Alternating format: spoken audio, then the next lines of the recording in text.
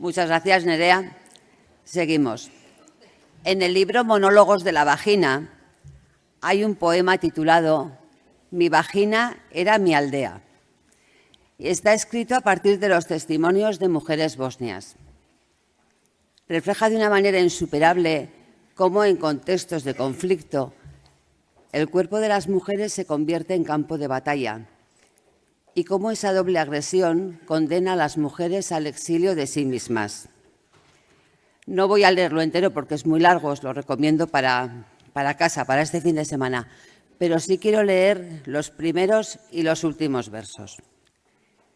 Dicen los primeros versos: mi vagina era verde, praderas de un suave rosado acuoso, una vaca mugiendo, sol, siesta, novio cariñoso rozándome con una suave brizna de paja dorada.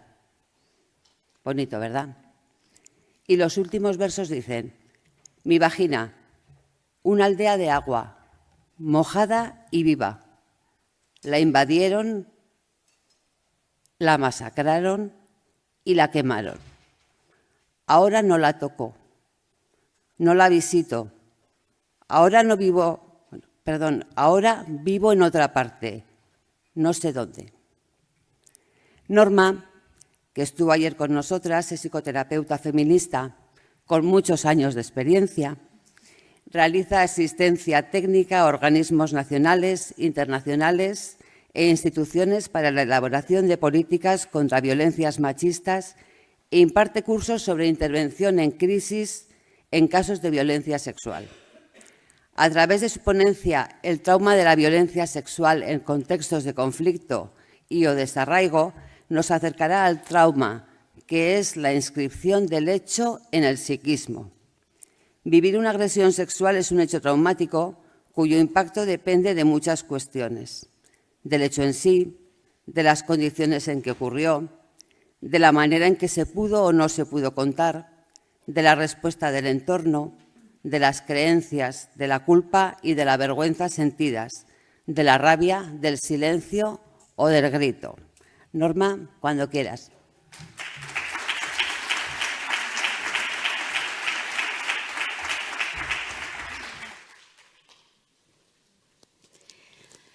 Bueno, gracias a Linaí porque contó conmigo 2 veces.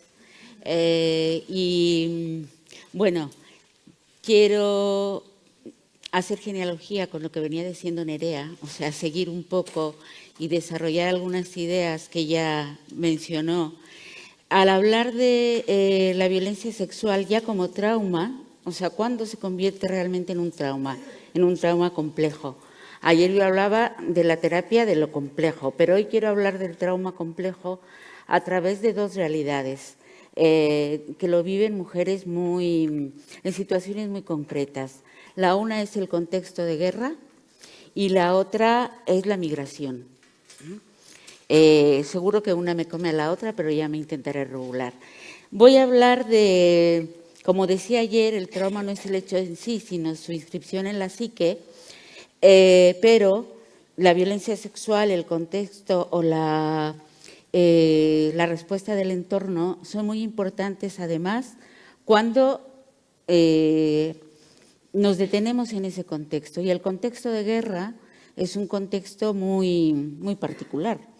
Voy a hablar no tanto de las guerras, sino de lo que pasa después cuando se callan las armas y empieza las mujeres a contar lo que vivieron en las guerras, que es donde yo sé un poquito más, ¿no?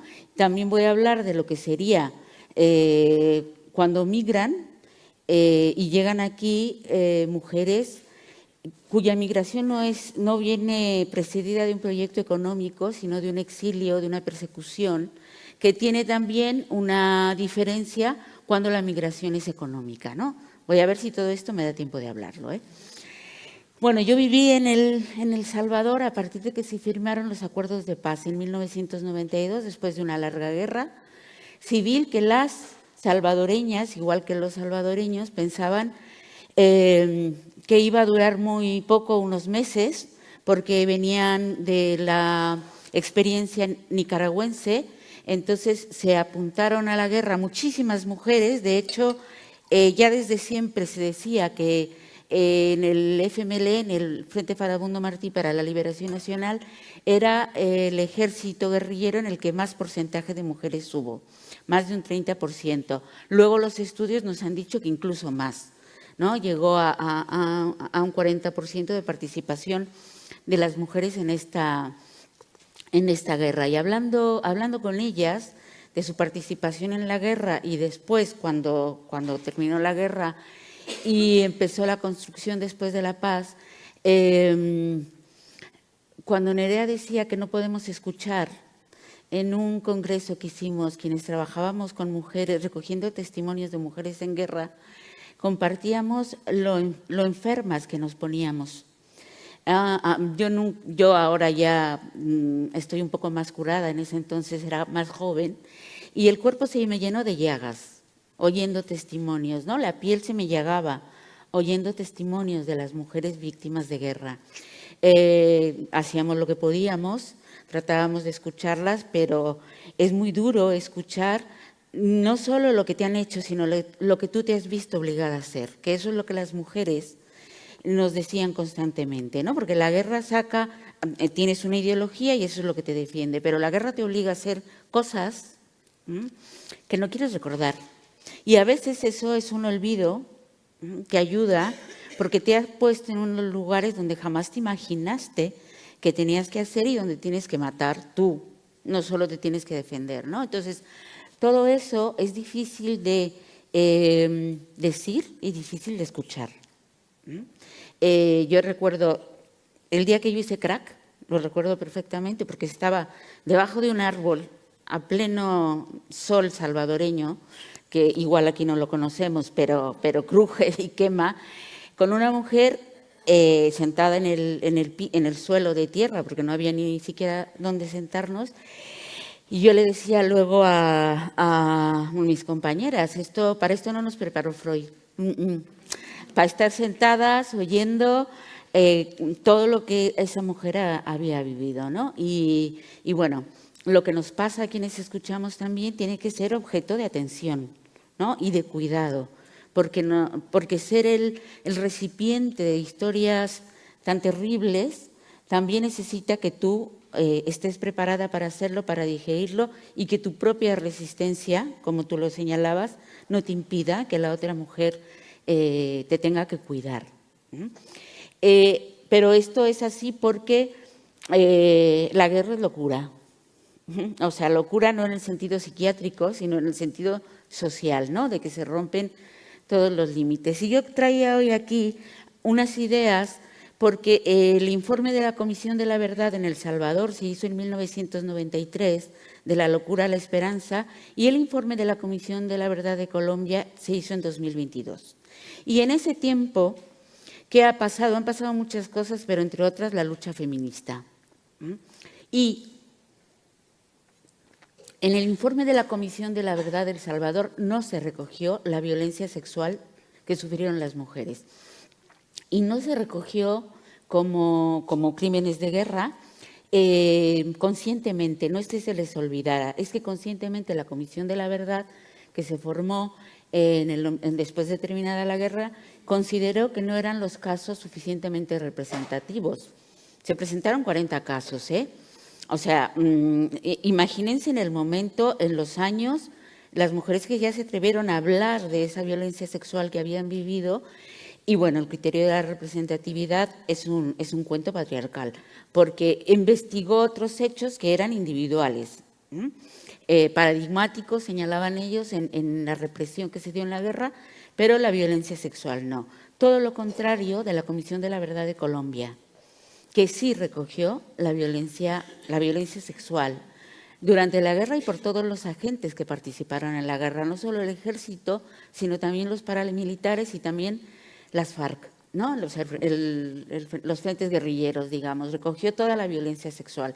Y lo que es la elaboración en uno y otro país de la violencia sexual, bueno, Colombia es más reciente, pero en El Salvador ya les puedo decir yo que el silencio sobre la violencia sexual ha tenido también un impacto transgeneracional, ¿no? Bueno, les decía que en Colombia, por ejemplo, se ha señalado incluso un día por la dignidad de las mujeres víctimas de la violencia sexual. O sea, se ha señalado un día, hay medidas de reparación, ¿no? Cosa que permite a las víctimas de violencia sexual durante la guerra identificarse, contar, elaborar lo que les pasó durante la guerra. En El Salvador no hay ni un día, o sea, ya por no haber, no hay ni acuerdos de paz en la nueva realidad salvadoreña. Pero el silencio de las mujeres lo que ha hecho es que se convierta en historias traumáticas. Y en un trauma que 30 años después es muy duro de tocar, ¿no? Porque nos decía una mujer, esto es como un callo, ¿no? O sea, cuando te haces callo, y decía ella, nosotras cuando andábamos con las botas en la guerra teníamos callos en los pies, pero también tuvimos que tener callos en el corazón, ¿no? Para aguantar todo lo que tenía. Lima ahora, callos de 40 años. Pues no es nada fácil, ¿no? Porque de alguna manera el silencio también estructura, ¿eh? También estructura la psique y no puedes llegar tú y decirle, háblame, ¿no? Porque te va a decir, ya, ¿y luego qué? ¿Te vas? ¿Y cómo me dejas, no? Entonces, la propuesta tiene que ser distinta para poder acompañar procesos de ruptura de silencios que se han mantenido por lo menos en 3 generaciones en El Salvador, ¿no? Y ahora justamente yo trabajo con las mujeres, con terapeutas en El Salvador para que puedan acompañar procesos de ruptura de silencios largos, traumas. Traumas complejos, traumas arraigados que además no tienen un contexto social, a diferencia de Colombia, que los recoja y los valide. Al contrario, está negando constantemente desde el régimen y desde la situación política actual que eso haya sucedido. ¿Y qué sucedió durante las guerras? Si ayer hablábamos de que la violencia sexual pasa por el cuerpo, yo diría que durante la guerra, tanto salvadoreña como colombiana, las mujeres fueron cuerpo. Nada de subjetividad ni nada de eso. Cuando entraba una mujer a un campo de batalla, a un campamento guerrillero, ¿no? Entraba un cuerpo. Y las mujeres sabían que la única manera para proteger su cuerpo era teniendo una pareja, un hombre, por supuesto. En cuanto mayor rango tuviera, mejor, ¿no? Porque las podía proteger mejor. O sea que si se echaban de pareja al jefe del campamento, mejor, porque las protegía mejor. Porque ellas mismas se sentían que entraba un cuerpo, ¿no? Y que entraba un cuerpo que estaba al alcance de todos los hombres. Y lo que ellas nos contaban en los testimonios es no es que nosotras… A ver, el concepto de acoso ni siquiera tiene lugar, no es acoso, es como decirte, es que si no te echabas una pareja, ¿no? Un compañero sexual incluso, no podías dormir, tenías que estar con el fusil, pero apuntando a los compañeros, ¿no? Lo que no se concebía era un cuerpo de mujer sin hombre en los campos de batalla, sin que te defendiera, a pesar de que había muchas mujeres, insisto, y de que eran mujeres que estaban dispuestas a jugarse la vida. Pero, sin embargo, la representación del cuerpo era tan fuerte en eso que no había más manera de defenderse, ¿no? De lo que ellas tenían, aunque no quisieran, ¿no? Incluso muchas mujeres lesbianas, por ejemplo, guerrilleras, que decían, yo me echaba un señor que me protegiera, aunque no me gustara, ¿no? Pero era un mecanismo de protección y como tal, sin embargo, luego sucede que posteriormente toda esta manera de proteger, cuando ya no estás en la guerra, se lee de otra manera y entonces todas las guerrilleras eran unas putas, ¿no? Que andaban con uno y con otro. Y eso no les permite a las propias mujeres elaborar sus vivencias de violencia sexual, ¿no? Porque, claro, están con un hombre que han elegido para que las proteja, ¿no? No porque les haya querido, y además tenían que elegirlo a la segunda noche mejor que a la tercera, que pasaban en el campamento, porque si no ya estaban expuestas a la violencia. Todo esto, claro, cuando ellas lo cuentan, tienen que tener un entorno lo suficientemente reparador que les permita que eso tenga sentido. Y eso, por ejemplo, sucedió con la Comisión de la Verdad en Colombia. Y no sucedió así en El Salvador, porque no había sentido, porque no. Ahora es que se están empezando a recoger los testimonios de violencia sexual en El Salvador. 40 años después de la guerra, de lo vivido, y 30 años después de la guerra. Hay algo muy importante en esto y que también lo discute mucho la Comisión de la Verdad de Colombia, y que es, a ver, ¿y en estos contextos podemos hablar de consentimiento? No. No hay un contexto de consentimiento. Las mujeres te dirán, yo elegí, ya, pero no tenías más opción, que elegías o elegías. Entonces elegías a quien te parecía que te podía defender mejor de tus compañeros. Pero eso no es un consentimiento, es un consentimiento viciado desde el primer momento, ¿no? Entonces, hablar del consentimiento, de la sexualidad en esos contextos, pues es algo complejo, ¿eh? Es interesante, pero son otros parámetros los que podemos tener incluso las propias mujeres, ¿no? Porque hay muchas mujeres feministas, entre otras las que recogieron los testimonios de violencia sexual en Colombia, pues que traen esto a colación, ¿no? ¿Cómo hablamos en un contexto donde la violencia sexual se normaliza, se vive día a día? ¿Cómo podemos hablar ahí de consentimiento? No hay, ¿no? Es como el cartel que ponías, ¿no? No se puede decir que no. Cuando no se puede decir que no, ¿no? Porque te corre riesgo la vida, no puedes hablar de consentir. Entonces, por ejemplo, las colombianas nos hablan de la violencia sexual por enamoramiento, que es un concepto que han elaborado que me parece muy, muy interesante, porque los paramilitares o los militares o el ejército guerrillero, quien quiera que llegara primero a la ciudad que tomaba, su estrategia también de colaboración de la población y su estrategia de represión de todo, pasaba por enamorar a las chicas. Y por ese enamoramiento era protección también. Estamos hablando de una situación de vida o muerte, ¿eh?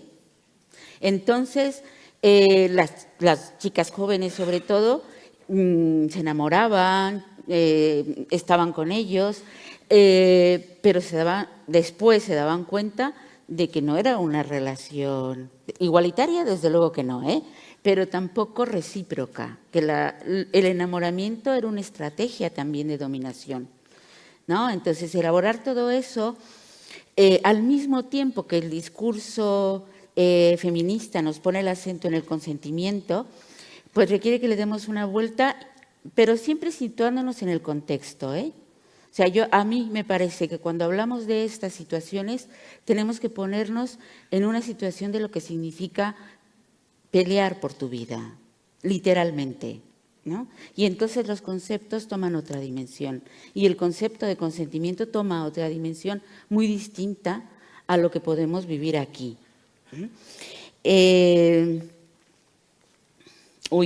No está, no se ha bajado. Lo que yo quería ponerles un pequeño fragmento de lo que dicen las mujeres de la Comisión de la Verdad de las distintas formas de violencia sexual. Ellas señalan 13 formas de violencia sexual en la guerra. Y no es obviamente solo la violación, hablan también de la tortura, del embarazo forzado, de las parejas forzadas, de todo lo que son las relaciones que se entablan en un contexto en donde tú no tienes capacidad de elegir y consentir, sino solo tienes capacidad de defenderte, ¿no? Y esto tiene que quedar muy claro, les digo, porque luego lo que tú hagas de reparación tiene que tener esto en primer lugar, ¿no? Y ver las violencias sexuales en toda la dimensión que a lo mejor tú no has visto porque en el momento estabas en esa situación. Y recojo ahí una pregunta que no tiene que ver con lo que le preguntaban a Nerea, pero lo recojo, porque muchas mujeres, claro que te hablan de que estaban enamoradas y que disfrutaban las relaciones sexuales y tenían placer con los hombres del ejército, de cualquier ejército que llegaba allí. Y lo decían también, podían ser relaciones placenteras. ¿Qué pasa cuando pasa el tiempo? Y entonces te das cuenta de que ese placer estaba viciado y estaba pervertido. Pues entra la vergüenza, ¿no? ¿Cómo pudo yo? Y una cosa que me parece a mí, que por eso en este trauma es tan importante el cuerpo, empiezo a pelearme con mi cuerpo, ¿no? Y cuando me peleo con mi cuerpo, cuando no escucho a mi cuerpo, es cuando vienen los síntomas, ¿no? Y todo lo que mi cuerpo puede, lo que yo llamo lo indecible, lo que no se puede decir a través de la palabra, pero se dice a través del cuerpo, ¿no? Y si no sabemos leer eso del cuerpo, no ayudamos, porque en estos contextos de extrema violencia, la palabra es un riesgo y contar es un riesgo. Tienen que pasar mucho tiempo para que el testimonio pueda ser seguro y pueda reparar. Pero mientras tenemos que aprender a leer el cuerpo y todos sus malestares que trae precisamente de la violencia extrema que se vivió en situaciones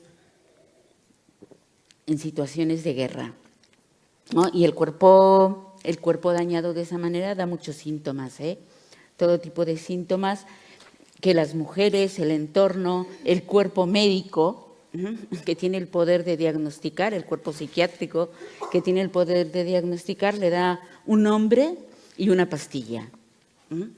Pero eso no cura. Eso no cura porque el cuerpo lo que está elaborando y sacando, ¿no? Es todo el terror con el que viviste durante años y que se manifiesta en enfermedades raras, en malestares constantes, en una hiperagitación años después de terminada la guerra, en que cualquier ruido te sobresalta, en que a mí me decían muchas mujeres cuando trabajaba en El Salvador, ¿tú sabes lo que es un desembarco? No, ni puedo imaginármelo. No puedo agredirte diciendo que me imagino lo que es un desembarco, porque no está en mi experiencia vital. Te voy a contar lo que es un desembarco, se los voy a ahorrar. Lo que es un desembarco, pero cuando ellas empezaban a contarme lo que era el desembarco del ejército, cuando llegaba y ellas tenían que salir corriendo y del otro lado les esperaba el ejército hondureño,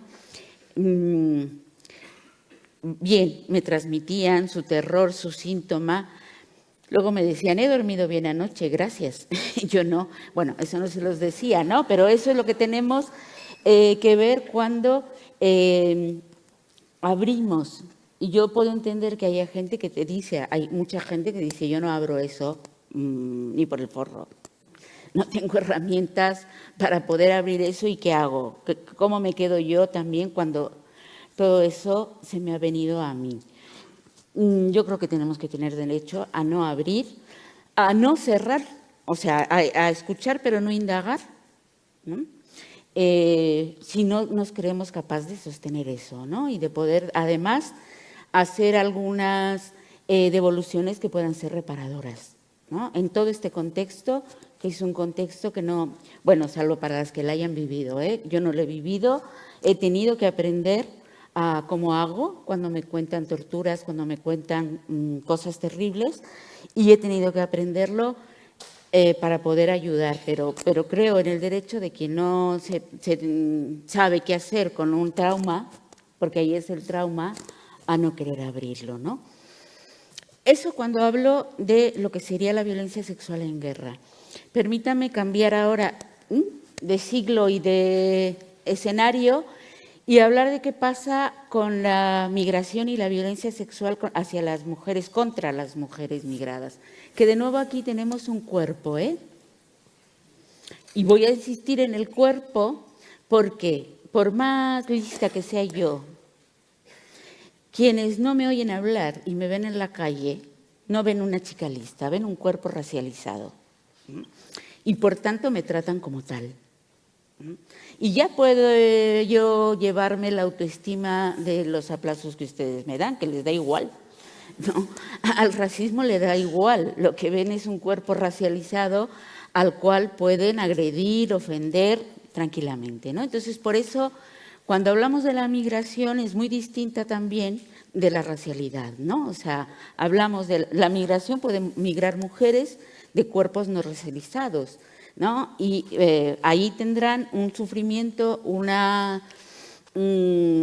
toda una serie de peleas que dar, pero otra cosa es cuando tú migras con un cuerpo racializado. Y sabemos también que hay un termómetro de racialidad, es decir, que igual las mestizas estamos por acá, yo me considero mestiza, pero acá me consideran indígena, ¿no? Como Antonio Banderas, ¿no? En Hollywood, ¿no? Que no es blanco. Entonces, la escala de racialidad también hay distintos niveles, ¿no? Y de la pigmentación, ¿no? Entonces, tú te vas a relacionar y nos relacionamos con esos cuerpos dando muchos supuestos de cómo es ese cuerpo racializado. Y eso nos lo cuentan mucho las mujeres negras, por ejemplo, que ni siquiera necesitan abrir la boca para que sufran, ¿no? El racismo de todo lo que implica relacionarse con ese cuerpo racializado. Así que yo sí, claro que hablo de cuerpos racializados como víctimas de la violencia, porque así nos tratan, ¿eh? No, porque esto de la autoestima y yo me autoestimo, y yo me valoro, yo. Y por tanto eso sí me puede defender de lo que me dicen en la calle, pero me dicen en la calle barbaridad y media, que yo tengo que digerir y que probablemente eso nos diferencie, ¿no? A la hora, y yo con mis amigas blancas, algunas, otras no, ya han aprendido, pero muchas me dicen, no pongas mente. ¿Cómo que no ponga mente? ¿Qué quieres, que me disocie? ¿Me estás recomendando la disociación? Vale. No pongas mente porque la gente no sabe lo que dice. Claro que la gente no. Claro que yo tengo un esquema para entender el racismo, ¿no? Pero otra cosa es que mi vivencia, ¿no?, hacia mi cuerpo racializado no me deje un pozo que puedo convertirlo en sensibilidad, y es lo que intento, hacia tratar de entender qué nos pasa, ¿no?, a los cuerpos y tratar de decirles a quien no vive en eso, cómo se vive eso, cómo te deja después de que tú andas por la calle tranquilamente y recibes 3 insultos por calle, ¿no? O sea, cómo se vive eso.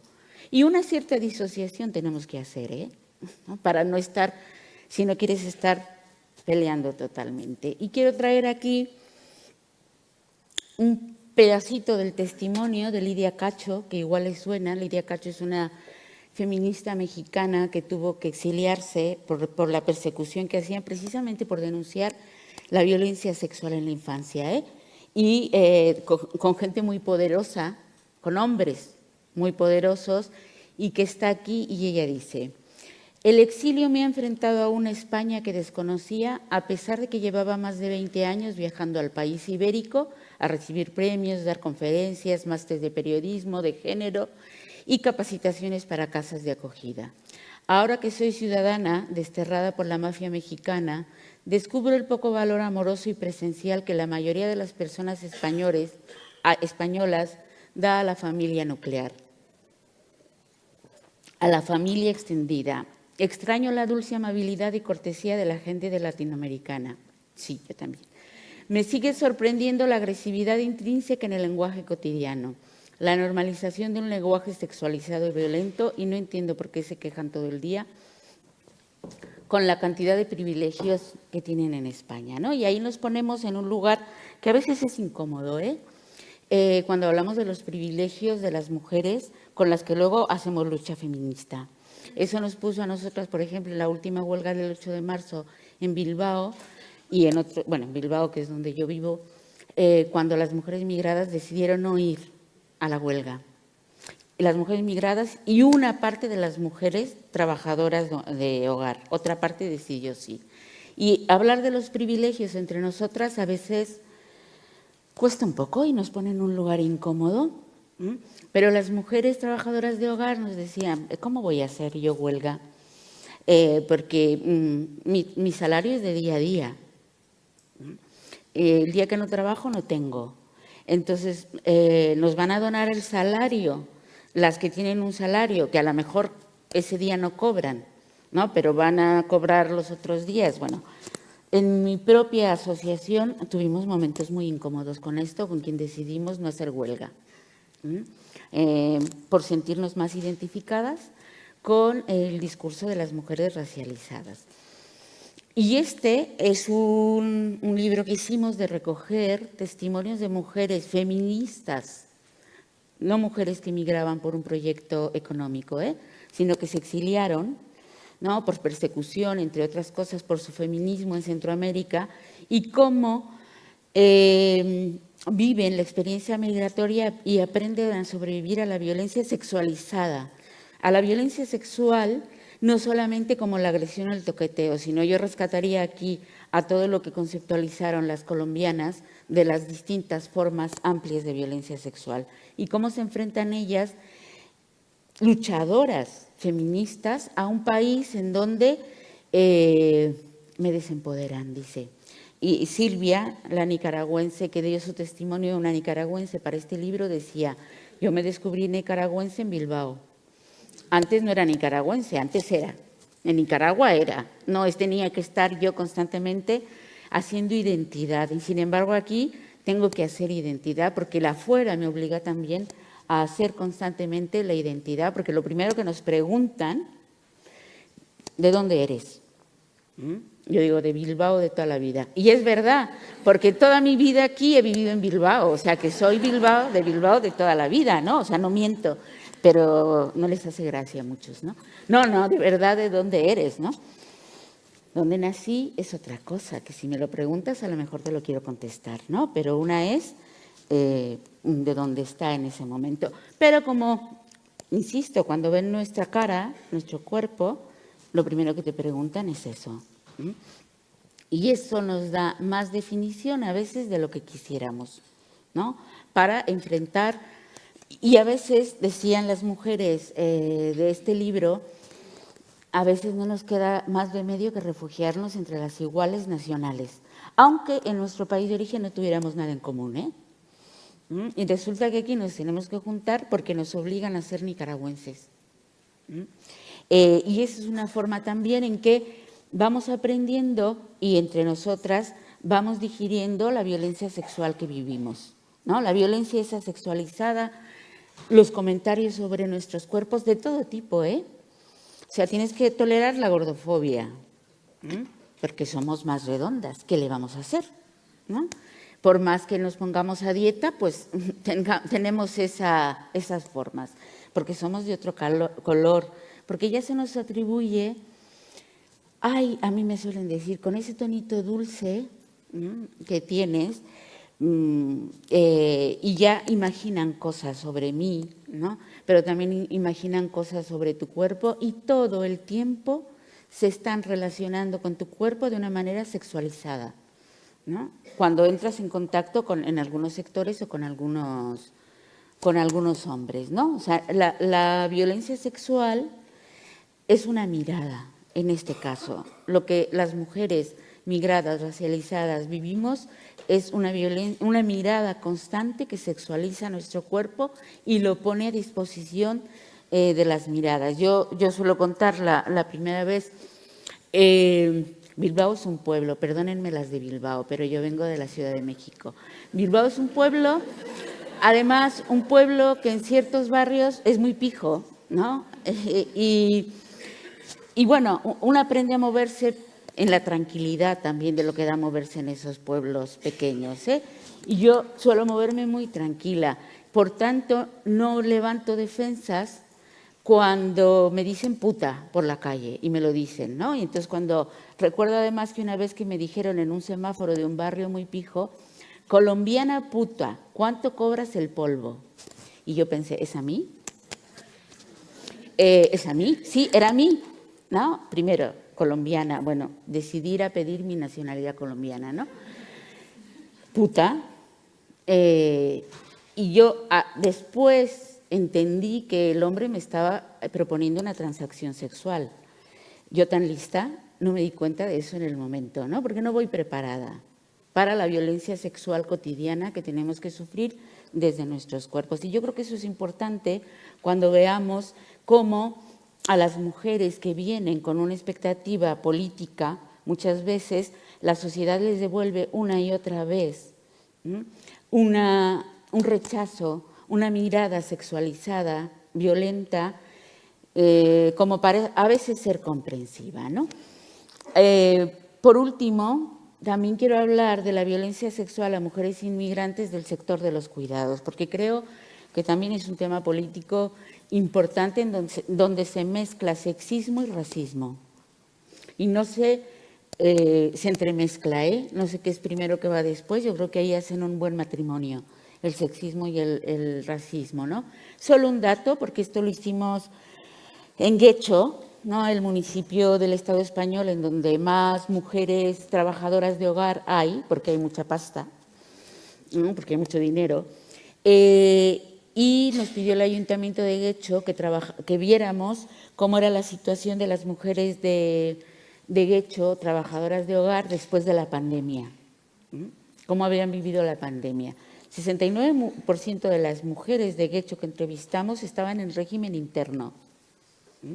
Y la mayoría de ellas se encarga del cuidado de personas mayores, otras de menores de edad. Esto es interesante porque presentando un día los resultados de este estudio nos decíamos, pero es que ustedes no toman en cuenta la interseccionalidad de las mujeres, de las personas, no de las mujeres mayores, y la enfermedad mental o el deterioro cognitivo de los hombres. Lo tomamos en cuenta porque las mujeres mayores no acosan. Pequeño detalle, ¿no? ¿Qué nos decían las trabajadoras del régimen interno que se vieron afectadas en sus condiciones laborales? La mitad de ellas casi no respetaban su tiempo del descanso pactado, sobre todo por la noche. No contratas trabajo, contratas una persona que está permanentemente a tu disposición y que puedes, los testimonios que recogemos también de eso son terribles en el sentido de la falta de respeto al descanso. Incrementar la carga laboral por el mismo salario es una práctica cotidiana que ellas llamaban, a mí las familias que me contratan me prestan. Me dicen, bueno, mientras tú tendrías que llevar al niño al parque, por ejemplo, pero como en el parque no estás haciendo nada, ¿no? Ya pueden dejar a una de todas las que están allí cuidando y mientras te vas a casa de mi hermano y la limpias, ¿no? O sea, prestan esos servicios. Y un 30% lo vivieron estos préstamos, ¿no? El empeoramiento general de sus condiciones laborales, la pérdida de empleo o el tener que atender a más personas. Bueno, ya que estás atendiendo a mi padre, puedes atender a mi madre y a mi tía, ¿no? Total, no te dan problema, ¿no? Es lo mismo. ¿Qué pasa con esto? Que en ese contexto de violencia constante, de racismo constante, cuando se da alguna agresión sexual, de esas que hemos venido hablando y de las conocemos, imagínense en qué sistema, en qué psique cae eso, en una psique muy dañada por todo lo que está haciendo, en una psique dolida por todo lo que es el racismo, la incomprensión y la agresión sexual que se da por parte de los empleadores. Es muy difícil de trabajar. Yo llevamos trabajando casi 2 años con una mujer trabajadora de hogar racializada que fue violada por su empleador de una manera brutal. Ahí lo dejo y que su imaginación corra. Ella no puede con esto. Y yo ahí me veo también a veces, ya se fue Carla, por las abogadas. No, porque a mí algunas veces las abogadas me dicen, Norma, y bien, abogadas feministas, pónmela bien para el juicio, ¿no? Y yo digo, ¿qué es ponértela bien para el juicio? Que no puede ir, ¿no? Con este discurso enloquecido que tiene, ¿no? Porque no le van a creer y él va a salir y va a ser peor para ella. Bueno, le digo, chica, yo no hago magia, ¿no? El discurso enloquecido es porque enloquece la violencia en este contexto que les estoy contando, además una agresión sexual. Y dice, pero la necesitamos que mínimamente pueda hablar. Ya le ponemos biombo, ya la protegemos, pero que mínimamente pueda no hacer un discurso coherente, porque si es muy coherente, tampoco le creen, ¿eh? Entonces, ¿saben? Esta este terreno movedizo en el que nos tenemos que mover, ellas y nosotras que las acompañamos, ¿no? Y le digo, bueno, va a hacer lo que pueda, y hacemos lo que podemos, y le decimos, bueno, pues vas a tener biombo, no lo vas a ver, pero me pregunta esta mujer, ¿pero lo voy a oír? Pues sí, lo vas a oír, ¿no? Pero es que yo lo que tengo aquí también es su voz. Y no quiero oírlo, no quiero el juicio, pero quiero el juicio porque llevo con esto, ¿no? Y como estoy tan mal, ¿no? El día que venga el juicio igual ya me pongo bien, pero si no sale a favor me voy a poner mal, o sea que es un sin vivir. Y yo cuando, en este caso en concreto, que la mujer está disociada, se disoció porque no pudo hacer otra cosa para sobrevivir a una agresión tan grave. Por un lado, ella trabaja con una compañera del equipo, una terapeuta, su vida cotidiana. Y cuando viene conmigo trabaja el trauma. Entonces ella dice, siempre que tengo cita contigo empiezo a estar mal, ¿no? Pero bueno, yo sé que tengo que trabajar y yo sé que tú lo haces por mi bien, pero saberlo no me quita que en el día que me toca trabajar el trauma, vuelva a vivir el trauma. Alguien me preguntaba ayer que no había señalado cómo trabajar el trauma. Bueno, es para un doctorado, ¿eh? Cómo trabajar el trauma. Pero hay maneras de trabajar el trauma, hay técnicas, hay posibilidades de trabajar el trauma, pero lo que tenemos que estar preparadas, digo porque a veces también tocamos aspectos traumáticos y mucho cuidado, es cuando esa mujer, cuando llega y lo sabe, revive el momento. Entonces se muere en el momento como quiso morirse allí. Y las trabajadoras sociales y la gente que la acompañaba me decían, esta mujer tiene un alto riesgo de suicidio. Le digo que no, que puede hacer una vida cotidiana, no, porque decían, vamos a internarla en una casa donde esté. Y decía, que no, que escúchame y créeme, por favor, ¿no? O sea, y si no me crees, te traigo mis títulos, a ver si eso me hace más creíble. Esta mujer está disociada, pero tiene una vida que le permite hacer. Cuando tocamos el trauma es cuando se muere, literalmente, y yo la tengo muerta en el despacho. Y ya sabemos cómo se muere, quiero decir, se desmaya, ¿no? Pierde la conciencia, vuelve a tener todas las reacciones físicas, vomita, todas las reacciones físicas propias de la agresión sexual, pero las sabemos contener, ¿no?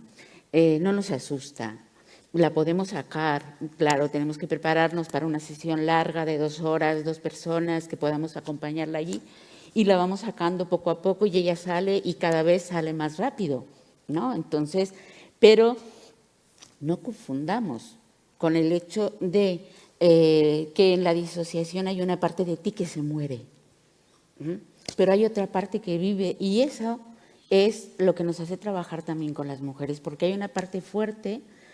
Entonces, nosotras mismas en lo que trabajamos es decirle a una compañera, tú trabajas la fortaleza, el día a día haces, yo me toca, ¿no? Estoy con ella y la cojo cuando se vuelve a morir, ¿no? Cuando vuelve a estar y vuelve a revivir el momento traumático, que es un momento traumático, y la podemos volver a recoger. Eso es lo que vamos a trabajar cuando trabajemos el trauma, ¿eh? Y eso no es la historia de todas las mujeres, porque no todas vivimos, y con esto cierro con lo que empecé, el trauma de la misma manera, porque tiene que ver con la manera como se inscribe en la psique. Y las mujeres que yo he explicado o tratado de explicar, tanto por la migración como por la guerra, ya tienen una inscripción psíquica de la feminidad, de la violencia, que las hace mucho más vulnerables. Y con esto, de verdad termino, porque no son mujeres vulnerables, ¿eh? Yo les invito a que quitemos del lenguaje, ya que estamos haciendo lenguaje y representación, no son mujeres vulnerables, al contrario, son mujeres muy fuertes, que han vivido cosas que, insisto, cuando a mí me cuentan, ¿has vivido un desembarco? Yo digo, no, también digo, no quiero vivirlo nunca en mi vida, ¿no? Porque no, seguro que sobreviviría, pero quién sabe cómo, ¿no? Pero es la situación de la vulnerabilidad, o sea, las ponemos. Las políticas, los empleos, la invisibilización, todo lo que de aquí hemos venido hablando, las ponemos en situación de vulnerabilidad. Por lo tanto, no es responsabilidad de ellas salir de la vulnerabilidad. Es responsabilidad institucional cambiar las situaciones de vulnerabilidad. Me decían, no, es que yo aspiro a que las mujeres no permitan ni un acoso en el trabajo. Le digo, pues yo espero que no haya ni un hombre que se le ocurra acosar en el trabajo, ¿no? ¿Quién gana, tú o yo? ¿No? Porque lo uno le pones el peso a las mujeres, lo otro le pones el peso a la empresa, ¿no? Y ya ahí empezamos a pelearnos, pero ya eso creo que todas nosotras tenemos historias de estas peleas, de quitar la vulnerabilidad, ver el daño, claro que hay daño, pero ese es un daño que tiene que ver con las situaciones que están viviendo las mujeres en distintas situaciones mucho más vulnerables que se suman a las condiciones generales del sexismo que vivimos todas las mujeres, ¿no? Y esta frase para estas mujeres es más necesaria, si es necesaria para todas. Yo sí te creo a las mujeres migradas, por ejemplo, es fundamental, porque ya sabemos, ¿no?, que es que las latinas venimos aquí a casarnos con un hombre pobre, pobre hombre, no hombre pobre de pobreza, para que nos deje la herencia, ¿no? O sea, eso está claro, todas venimos buscando. Además, los vascos pobrecitos, ¿no?, como son tan ingenuos, pues rápidamente los engañamos y nos dejan. O sea, la narrativa que hay sobre las mujeres migradas en un país racista como es este, ¿no?, pues nos daría para otro congreso, pero justamente a mí me han pedido que hablara de la interseccionalidad, ¿no?, y eso es lo que he pretendido hacer. Muchas gracias.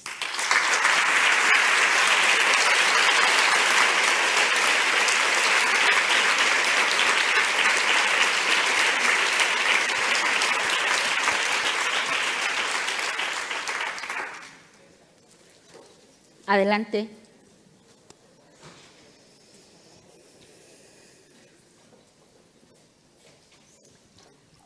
Hola, hola.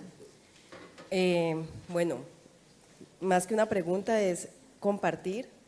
Soy colombiana, hija del éxodo colombiano. Sufrí la escalada del conflicto armado en Colombia de forma indirecta a través de tortura, secuestro y homicidio de mi padre militar. En el 2011 ingreso a la Unidad de Reparación Integral a Víctimas y hice parte de la toma de declaraciones en el grupo de violencias sexuales en el marco del conflicto armado. Y comparto contigo la situación de que a mí me salieron llagas en la boca. Y en mi terapia, porque me tocó ir a terapia después de 6 años, me tocó empezar a sacarlo, a sacar la rabia, a sacar el llanto, porque era como lo que sentía y que no podía expresarlo de momento. Bueno, con algunos de mis talentos convertí en poesía el dolor. Cuando pensaba hoy, ¿no?, recibo un par de declaraciones y pensaba, esto es lo máximo que he escuchado en mi vida. Y al día siguiente venía la otra máxima, o sea, era algo de nunca parar. Cuando el proceso de reparación con la ley que empezó en Colombia en el 2011,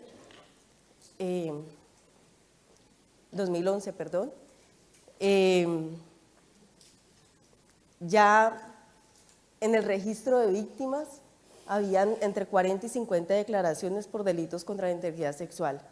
Y cuando me vine hasta el 2021, se registraban 53,000 por ahí, de los cuales el 95% efectivamente mujeres y niñas.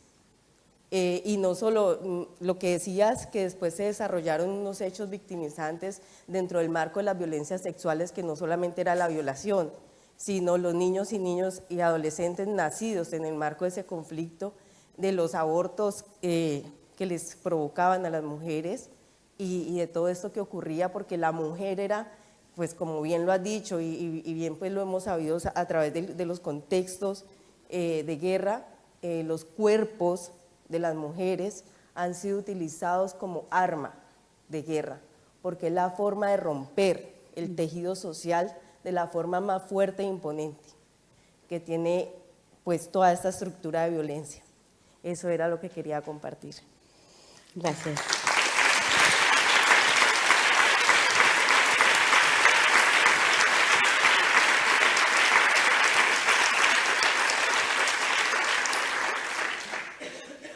Creo que eso que dices es muy importante.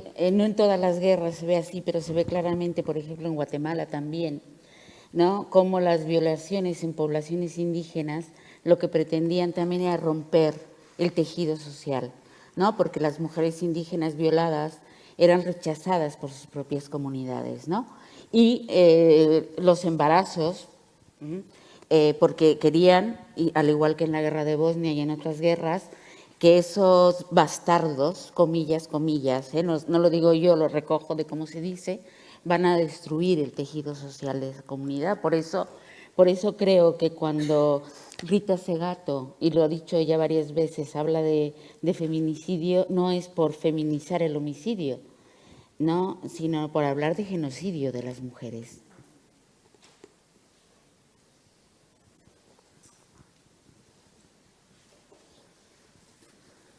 Hola, ¿entendido? Hola, sí. Yo también quería hacer un comentario porque en todo lo que mencionabas, bueno, a mí yo estaba haciendo la semejanza directa con las mujeres que hoy en día tenemos a nuestro alrededor en situación de prostitución y de trata, obviamente, mucho más evidente, pero como hemos normalizado toda la sociedad, en nuestro conjunto, hemos normalizado las violencias sexuales a las que tantas mujeres en nuestro entorno se están enfrentando cada día, y todo lo que has comentado, desde bueno, el contexto social que hace falta que acoja sus experiencias y para que ellas puedan también reparar y salir adelante. Todas las torturas, la dimensión de la violencia sexual que sufren. Y completamente racializado también, ¿no? Como son un cuerpo, también esperando ese desembarco de los señores que llegan o al club o al piso o que directamente las abordan por la calle en el día a día, que ya ni siquiera tienen que salir a la calle a buscar a los señores porque son ellos los que se les acercan en cualquier momento, porque son un cuerpo al alcance de todos. Así que nada, solo quería hacer este paralelismo para que nos recordemos nosotras nuestra responsabilidad, que abramos los ojos a esa dimensión de las violencias que tenemos tan cerca y que son realmente la guerra en la que estamos.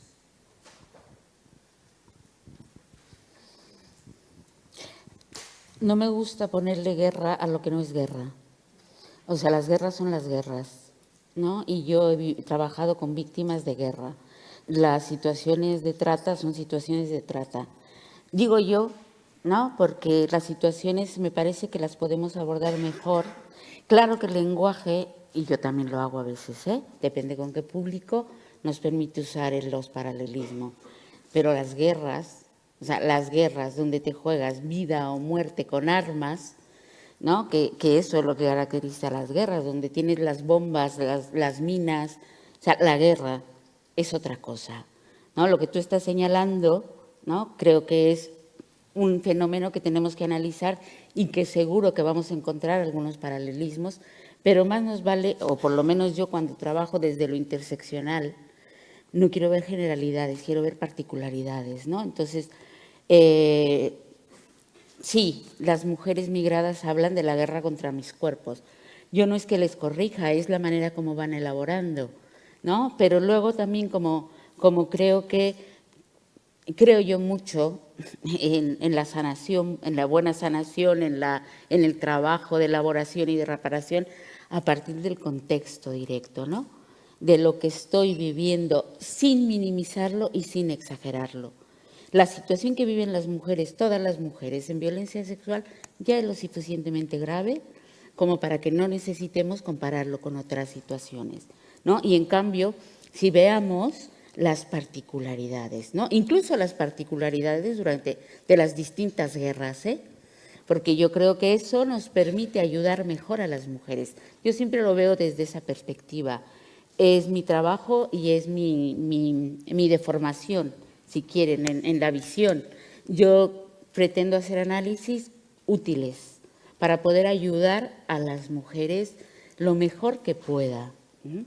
Y entonces en esta situación me importa ver en el contexto qué es consentimiento, qué es capacidad de decisión, cuál fue tu capacidad de oponerte o no y sobre todo qué herramientas utilizaste, porque seguro que utilizaste algunas porque eres una sobreviviente y estás aquí y me estás contando.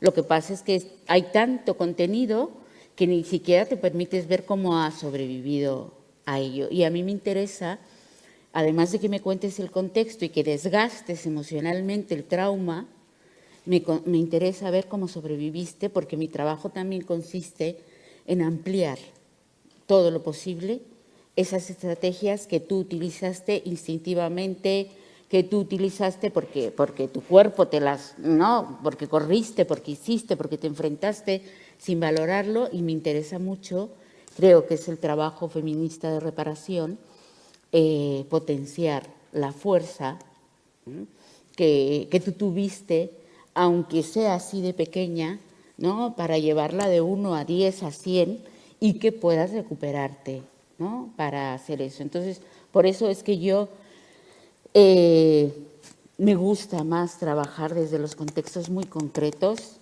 ¿no? Y aunque a veces nos venga bien hacer paralelismos, creo que la trata es un problema muy serio, con características distintas, te digo porque yo también he trabajado con mujeres que están en situación de trata, ¿no?, que huyeron, y veo otras cosas como mecanismos de defensa y como mecanismos de daño que tienen, ¿no? Solo eso.